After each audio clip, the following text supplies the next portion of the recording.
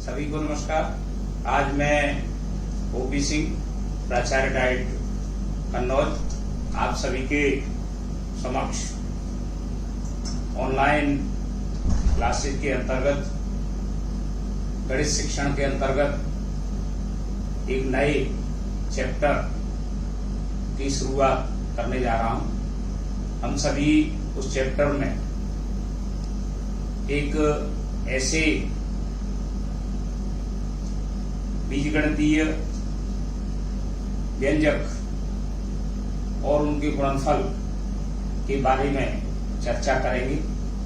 मुझे उम्मीद है कि आप सभी लोग इससे लाभान्वित हों। साथियों, जैसा कि हम जानते हैं कि अंकगणित में 2 और 2 का गुणा करते हैं, 2 और 2 और 2 का 3 बार गुणा करते हैं। इसी तरह 3 का 3 में 3 बार गुणा करते हैं। अगर इन को हम एक दूसरे रूप में लिखें तो इसको हम क्या कह सकते हैं, आप शायद जानते होंगे, पर फिर भी मैं आपके सामने ये प्रस्तुत कर रहा हूं कि यहाँ पर 2 और 2 गुणनखंड के रूप में है, यहाँ पर 2 3 गुणनखंड के रूप में है, यहाँ 3 गुणनखंड के रूप में है। यहाँ पर अगर हम इसे घातांक के रूप में लिखें तो कैसे लिखें? घातांक के रूप में लिखेंगे तो यहाँ पर आप देख रहे हैं कि यहाँ पर 2 के ऊपर आपको कुछ भी नहीं दिखाई दे रहा है, तो इसके ऊपर 1 है और इसके ऊपर भी 1 है। यहाँ पर 2 और 2 का गुणा कितनी बार है? 2 बार है, तो इसको हम 2 की घात 2 लिखते हैं। ऐसे ही यहाँ पर 2 का गुणनफल 3 बार है, तो इसे 2 की घात 3 लिखते हैं। और ऐसे ही तीसरे प्रश्न में या तीसरे गुणनफल में 3 बार है, इसको हम 3 की घात 3 लिखते हैं। अर्थात कहने का अर्थ यह है कि जो संख्या जितनी बार गुणनफल के रूप में होती है उसको उतने ही घातांक के रूप में लिखते हैं। यहाँ पर आपने देखा कि यहाँ पर 2 की घात 1, 2 की घात 1, 2 की घात 1, तो ऊपर के क्वेश्चन में, ऊपर के प्रश्न में जो ए प्रश्न है, दूसरा बी प्रश्न है और तीसरा सी प्रश्न है, तो इसमें 2 का गुणनफल कितनी बार था? 2 बार था, इसलिए यहाँ 2 की घात 2। अगर हम इसे दूसरे रूप में कहें कि अगर 1 और 1 को जोड़ दें तो कितना हो गया? 2 हो गया। इसको हम दूसरे विस्तार रूप में ऐसे भी समझते हैं कि 2 की घात 1 और 1, तो 2 की घात कितनी हो गई? 2 आए। ठीक है, यहाँ इसे विस्तार रूप में अगर समझें तो 2 की 1 प्लस 1 प्लस 1 अर्थात 2 की घात 3। यहाँ पर 3 की घात 1, 3 की घात 1, 3 की घात 1, तो इसको विस्तार रूप में लिखें 3 की घात 1 प्लस 1 प्लस 1 बराबर 3 की घात 3। इसको हम, ये अंकगणित का तरीका था, इसको अगर हम इसी तरह से लिखें तो इससे एक बात सिद्ध होती है कि गुणनफल करने में, राशियों का जब हम अंकगणित में गुणनफल करते हैं तो उसकी जो घातांक होता है, जो अब प्रश्न ये है कि यहाँ पर 2 आपको दिखाई दे रहे हैं इसमें, तो मैंने यहाँ पर 2 की घात 1, इसमें ये जो नीचे लिखा हुआ है इसे आधार कहते हैं और ऊपर वाले को घातांक कहते हैं। घातांक आधार के ऊपर लिखा जाता है और वो छोटे रूप में लिखा जाता है। इसी तरह से 3 की घात अगर 1 है तो इसमें आधार कितना हुआ? 3 हुआ और घातांक कितना हुआ? 1 हुआ। अगर हम लिखें कि 2 की घात 2, तो यहाँ आधार कितना हुआ? 2 हुआ और घातांक भी कितना हुआ? 2 हुआ। अगर हम 4 के ऊपर एक अंक लिख दें 5, तो यहाँ आधार कितना हुआ 4 और घातांक कितना हुआ 5। ये अंकगणित का तरीका है। इस अंकगणित से अगर हम आगे बढ़ें, आप लोग जानते हैं कि बीजगणित में अंकों के स्थान पर बीजगणित में अंकों के स्थान पर बीजों का प्रयोग करते हैं, अक्षरों का प्रयोग करते हैं। तो यदि हम यहाँ पर a में अगर a का गुणा करें तो कितना आएगा? स्पष्ट रूप से यहाँ पर अगर हम देखें तो एक आधार ये है और एक आधार ये है। इसकी घातांक कितनी? 1, इसकी घातांक 1 है। जैसे हमने 2 गुणा 2 में आधार कितना था? पहले में 2 था और दूसरे में भी 2 था। तो यहाँ पर जब आधार समान हो, बीजीय राशियों के गुणनफल में अगर आधार समान हो तो घातांक गुणनफल करने पर घातांक क्या होते हैं? घातांक जुड़ जाते हैं। तो इसका आंसर होगा a की घात 2। सामान्यतः हम लोग जो गलती करते हैं वो इस तरह से लिख देते हैं कि 2 की घात 2। इससे ये उचित तरीका नहीं है। इसमें हम इसको जो लिखने का तरीका है वो है 2 और घातांक को छोटा लिखते हैं, घातांक को छोटा लिखते हैं। तो इसी तरह से a की घात 2 आया। a में a का गुणा कितनी बार था? 2 बार था। उसके ऊपर घातांक कितना था? 1 था। अर्थात अगर हम 3 बार करें a गुणा a तो कितना इसका उत्तर होगा? आधार तीनों में समान है तो आधार समान होने पर घातांक जुड़ जाते हैं। तो इसका उत्तर आएगा a की घात 3। तो अगर हम यहां पर a की घात 2 गुणा a की घात 3 हो तो उत्तर कितना आ जाएगा? हमने अभी पढ़ा है, अभी हम जानते हैं कि a आधार यहाँ पर a है, इसमें भी आधार a है। तो आधार समान होने पर घातांक जुड़ जाते हैं। तो आधार समान रहता है और घातांक जुड़ जाते हैं। तो उत्तर आया a की घात 5। अगर यहाँ पर हम आधार जो है घातांक हमारे यहाँ पर अलग अलग हो गए, घातांक अगर हमारे अलग अलग हो गए, अगर हम इसका जनरलाइजेशन करें, अगर हम इसका व्यापीकरण करें तो अगर हम a गुणा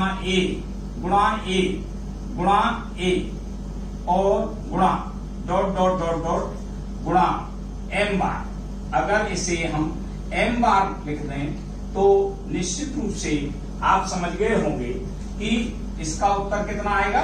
इसका उत्तर आएगा यहां a 1 plus 1 plus 1 plus m बार। तो यहां पर हमने जब यहां देखा 2 थे तो a की घात 1, फिर a की घात 2 तो a की घात 2 हो गया था। तो अगर 1 को हम 2 बार जोड़ते हैं तो 2 आता है, 3 बार जोड़ते हैं तो 3 आता है, 4 बार जोड़ते हैं तो 4 आता है। m बार जोड़ेंगे तो इसका आ जाएगा a की घात m हो जाएगा। इसका घात कितना होगा? जब आधार समान हो तो घातांक गुणनफल में जुड़ जाते हैं। अगर हम इसको और व्यापक करें, यहां पर इसमें जो अभी हमने किया, इसमें था हमारा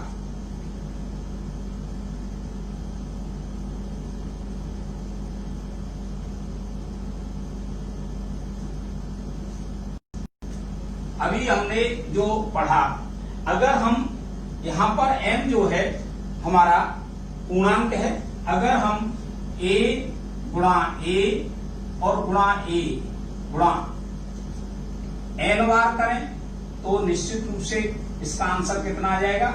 a की घात n आ जाएगा।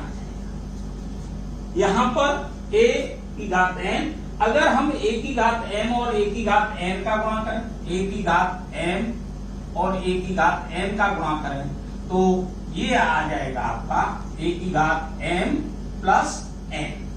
a की घात m तो हमारा पहला सूत्र बनता है कि 1 की घात m और 1 की घात n का गुणा करने पर 1 की घात m प्लस n, ये हमारा घातांक का पहला सूत्र है। अर्थात इसका अर्थ ये हुआ कि आधार समान होने पर घातांक जुड़ जाते हैं, चाहे वो कितनी। अगर हम इसके एग्जाम्पल्स देखें, अगर इसके हम एग्जाम्पल्स लिखें तो अगर हम कहेंगे 1 की घात 2 और 1 की घात 3 गुणा 1 की घात 5, तो इसका उत्तर निश्चित रूप से इस प्रश्न में हम देखते हैं कि पहले में a आधार है, दूसरे में भी आधार a है और तीसरे में भी आधार a है। तो तीनों में आधार कैसा है? आधार समान है। तो आधार समान होने पर हमारा कंसेप्ट क्या है, हमारा सूत्र क्या है, हम जानते क्या है कि आधार समान होने पर घातांक जुड़ जाते हैं। तो 1 की घात 2 प्लस 3 और प्लस 5, तो इसका आंसर आएगा 2 और 3 5 और 5 10, 1 की घात 10। ये हमारा सीधे सीधे 1 की घात m और 1 की घात n का गुणा करने पर 1 की घात m प्लस n आता है, तो ये 1 की घात 10 आ गया। अब प्रश्न आता है कि यदि हम ये हमारा आधार समान होने पर गुणनफल था, यदि हम आधार समान होने पर अगर हमारा एक प्रश्न ये है, पहला सूत्र हमने सीखा कि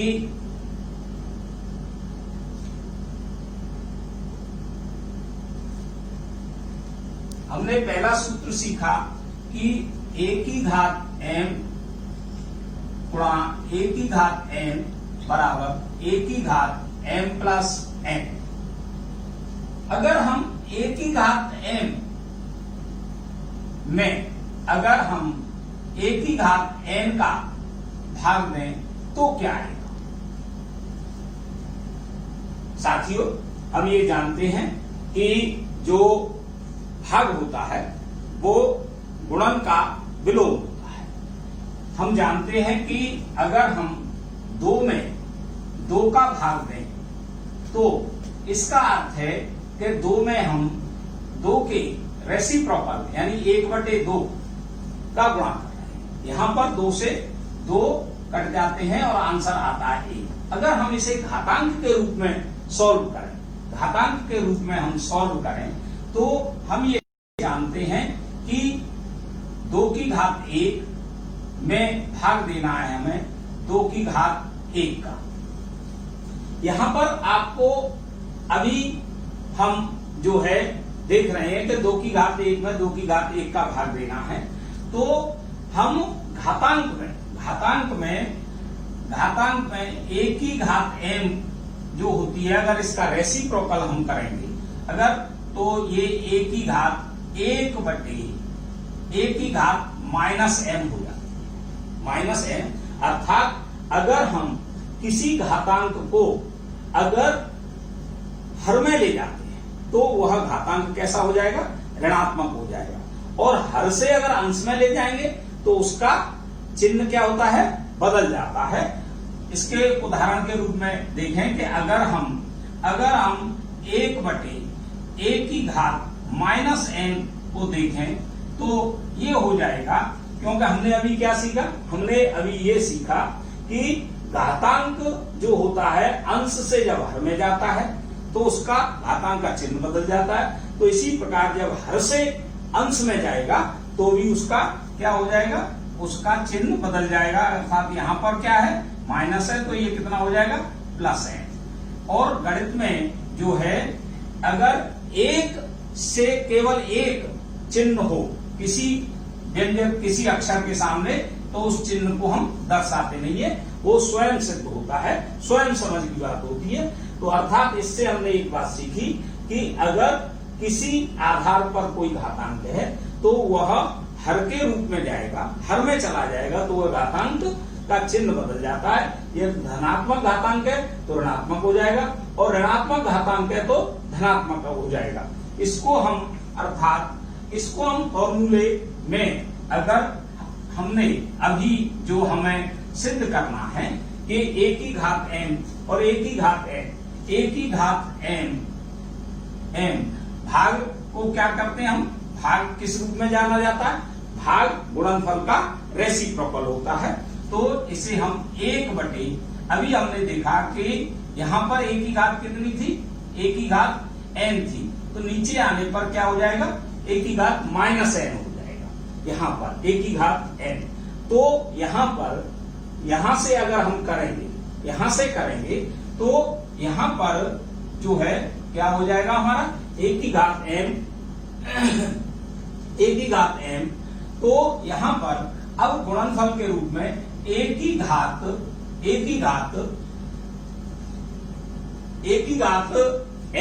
गुणा a की घात 1/n, ठीक है। तो ये हो जाएगा हमारा a की घात m माइनस n, a की घात m और a की घात अगर हम भाग देते हैं तो हमारी घातांक कैसे हो जाते हैं, हमारा घातांक का चिन्ह a की घात। तो दूसरा सूत्र आया हमारा कि a की घात m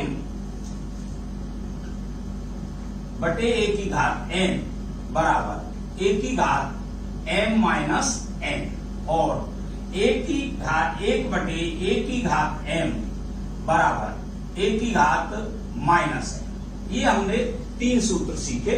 इसके आधार पर हम बहुत सारे प्रश्नों को सॉल्व कर सकते हैं, इसके आधार पर हम बहुत सारे प्रश्नों को हल कर सकते हैं। जैसे अगर कहीं पर लिखा है कि a की घात 3 और a की घात 5 गुणा a की घात -7, तो इसका अब आपने देखा कि इसमें आधार कितने हैं, आधार इसमें भी ये है, आधार इसमें भी ये है, और आधार इसमें भी a है, आधार इसमें भी a है। तो इसमें क्या होता है, एक हो तो घातांक जुड़ जाते हैं। तो 3 + 5 और प्लस -7, a की घात 3 और 5 8।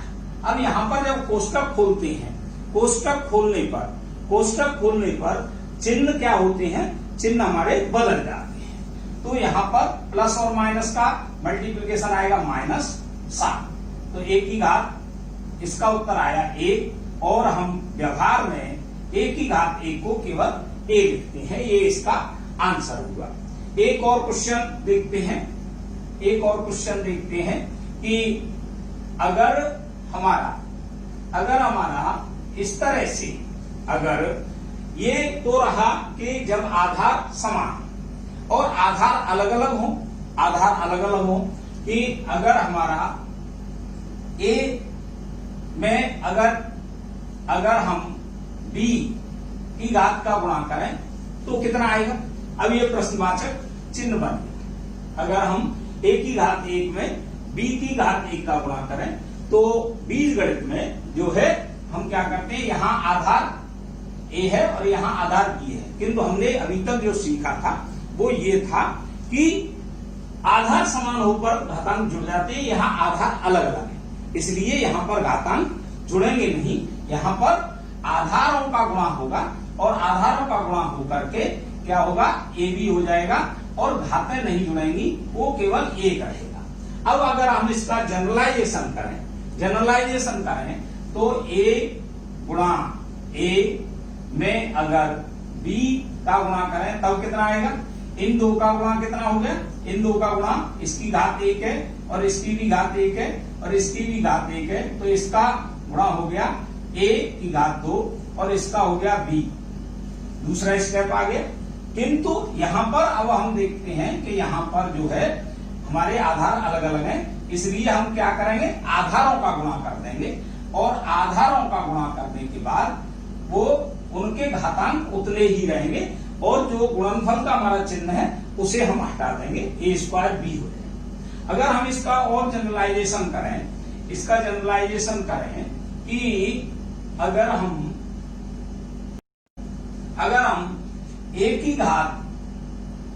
घात m और गुणा b की घात m, तो कितना आएगा, अभी हमने क्या देखा, अभी हम सिर्फ ये जानते हैं कि आधार समान होने पर तो घातांक जुड़ जाते हैं, किंतु यहाँ पर आधार समान नहीं है। तो आधार समान नहीं है तो और घातांक समान है, आधार समान होने पर तो घातांक जुड़ते हैं, किंतु आधार समान नहीं होने पर, आधार समान नहीं होना, आधारों का गुणनफल की घातांक समान हो जाती है, क्योंकि एक की भी घात, यहां भूल करके भी ए बी की घात m प्लस m नहीं होगी, यहां आधारों का गुणनफल होगा।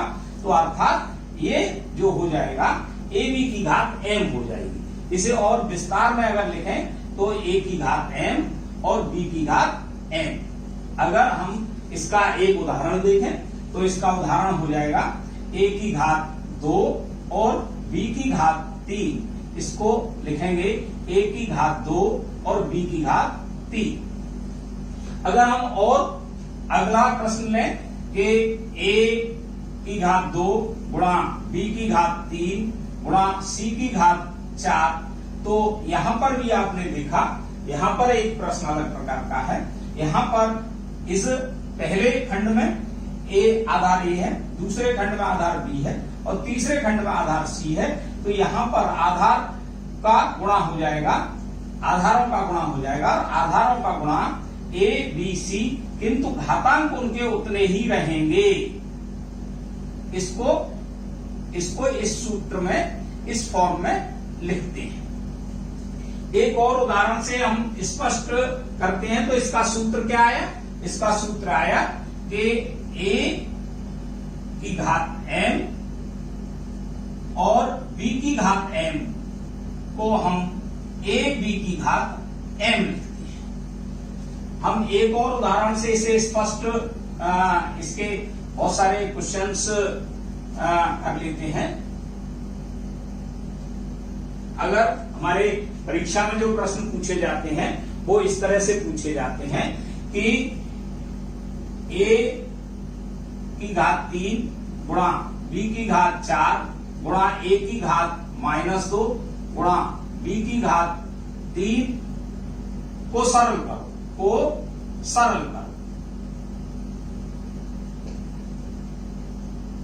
करो। तो यहां पर क्या करेंगे कि यहां पर हम समूह बनाएंगे। समूह का मतलब सजातीय पदों को उनके पास ले आएंगे। सजातीय पद इसमें कौन से हैं, a और ये पहला और तीसरा। तो a की घात 3 और a की घात -2 को पास, फिर उसके बाद b की घात 4 और b की घात 3 को उसके पास ले जाएंगे। इसके हम समूह भी बना सकते हैं। यहां पर कोष्टक लगा करके समूह बनाए। तो इस कोष्टक में हम देख रहे हैं कि यहां पर आधार समान है। तो हमने पहले सूत्र से पढ़ा कि आधार समान होने पर घातांक जुड़ जाते हैं। तो a की घात 3 प्लस -2 और यहां पर गुणा का चिन्ह अपनी जगह रहेगा। यहां पर आधार b है तो 4 प्लस 3, अर्थात यहां पर a की घात, जब कोष्टक खोलेंगे तो दोनों चिन्हों का गुणा हो जाएगा। दोनों चिन्हों का प्लस और माइनस का गुणा माइनस आता है, तो 3 - 2 और b की घात 4 और 4, तो इसका आंसर आएगा a की घात 1 और b की घात 7। अर्थात इसको जब हम लिखते हैं तो a b की घात 7 लिखते हैं, a b की घात 7। ये एक इस तरह का प्रश्न हो गया। एक इसमें और बहुत अच्छा एग्जाम्पल होता है जो बहुत सारी परीक्षाओं में आता है, उसको हम सॉल्व करेंगे। उसको सॉल्व करने पर आपको पता लगेगा। परीक्षा में आता है कि परीक्षा में कि 1000 की घात 0 का मान ज्ञात करो। तो इसके लिए हम जो है एक हमारा कॉन्सेप्ट है, उस कॉन्सेप्ट को हम सुनेंगे कि जैसे हमने 2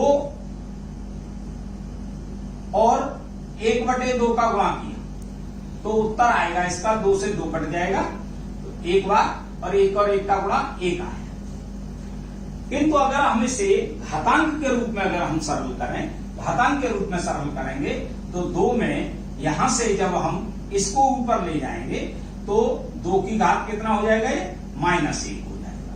यहां घात कितनी है, 1, तो यहां आधार कितने हो गए, समान हो गए।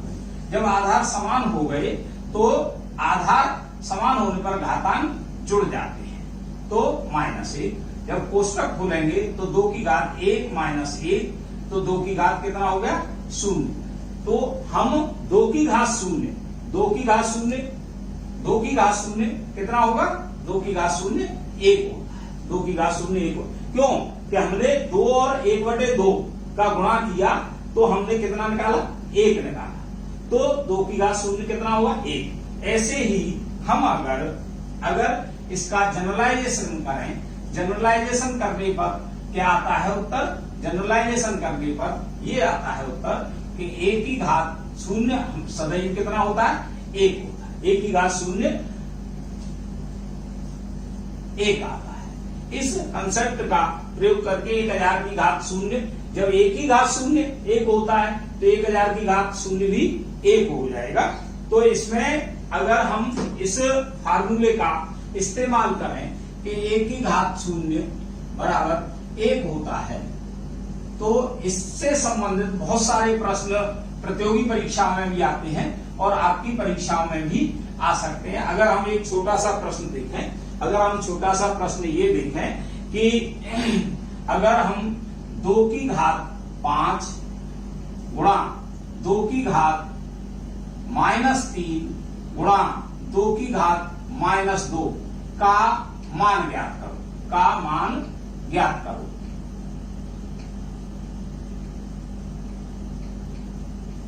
तो इसमें हम घातांक का प्रयोग करेंगे। घातांक का प्रयोग करने पर कितना आता है, घातांक का प्रयोग करेंगे हम, तो हमारा प्रश्न है 2 की घात 5 गुणा 2 की घात -3 और 2 की घात -2। अगर यहां पर हम देखते हैं कि गुणनफल के कितने पद हैं, 3 पद हैं, तो तीनों में आधार इसमें कितना है, 2 है, और इसमें भी आधार कितना है, 2 है, इसमें भी आधार कितना है, 2 है। तो तीनों गुणनफल में, इस गुणनफल में तीनों पदों में आधार 2 है और घातांक अलग अलग है। तो आधार समान होने पर हमने क्या सीखा है, अभी तक हमने ये सीखा है कि आधार समान होने पर हमारे घातांक जुड़ जाते हैं। तो 2 की आधार 2 ही रहेगा, 5 पहले में, दूसरे में -3 और तीसरे में -2। ये हमने तीनों घातांकों को जोड़ दिया। हम कोष्टक खोलने पर हमारे चिन्ह बदल जाते हैं अगर चिन्हों का गुणा करते हैं।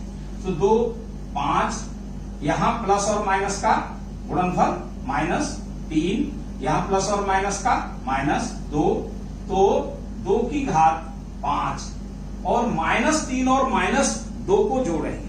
ये आपने सीखा होगा कि जब हम संख्याओं को जोड़ते हैं तो धन संख्याओं को धन के साथ और ऋण संख्याओं को ऋण के साथ। यहां पर -2 और -3 को जब जोड़ेंगे तो कितना आएगा, -5। तो 5 में से 5 घटाते हैं तो 0 आता है। हम जानते हैं कि 1 की घात 0 कितना होता है, 1 होता है, तो 2 की घात 0 भी कितना हो गया, 1 हो गया। इस प्रकार से इसका आंसर आया। तो बहुत सारे प्रश्नों में जो हमारा होता है, एक और इसका एप्लीकेशन मैं आपको बताता हूं कि अगर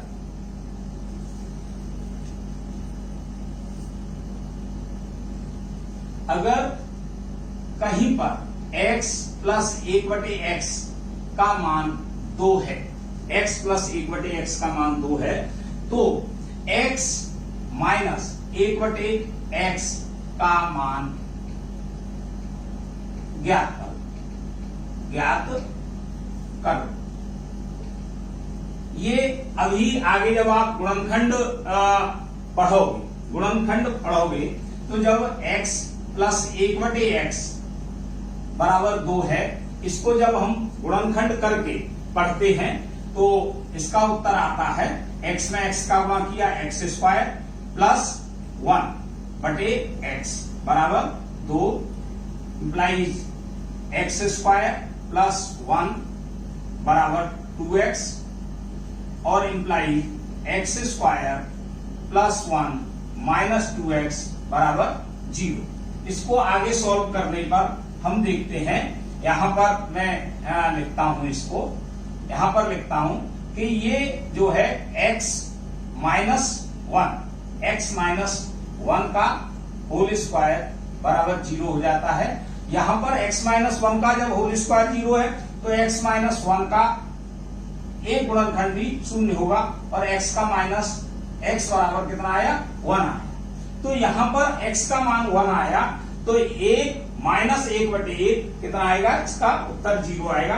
हालांकि इसमें घातांक का कम प्रयोग हुआ है, ये गुणनखंड का उदाहरण है। तो इस तरह के बहुत सारे प्रश्नों को हम हल करके देख सकते हैं। ये आज हमने घातांक के रूप में देखा कि यदि a की घात m और a की घात n का गुणा किया जाए तो a की घात m प्लस n हो जाता है। a की घात m और b की घात m का गुणा करते हैं तो a b की घात m हो जाता है।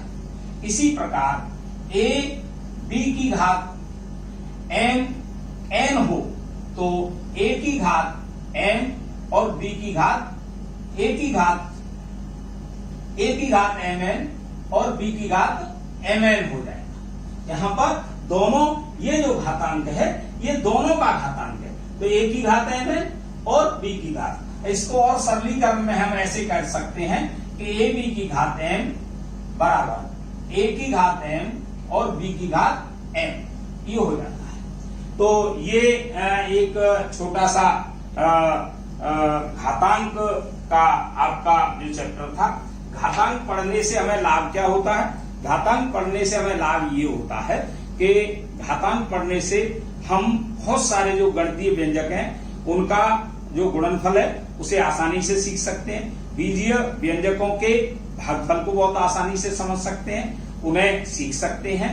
बहुत सारे जो हमारे बीजीय व्यंजक होते हैं, बीजीय व्यंजकों में घातांकों को हम सीख जाते हैं, घातांकों के गुणनफल को सीख जाते हैं, घातांकों के भागफल को सीख जाते हैं, घातांकों की घात को हम सीख जाते हैं, तो उसका क्या सूत्र होता है उसको सीख जाते हैं। इसको बहुत सारे बीजीय व्यंजकों को सरल करने में हमें सहायता मिलती है।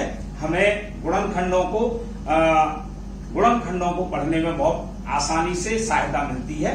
धन्यवाद, बहुत बहुत वंदन। मुझे उम्मीद है कि आज आपने जो भी ये मैंने आप टॉपिक के साथ चर्चा की है निश्चित रूप से आपके लिए फायदेमंद होगा और आपने इसे पूरी तरह से अच्छी तरह से ग्रहण किया होगा। धन्यवाद, बहुत बहुत धन्यवाद।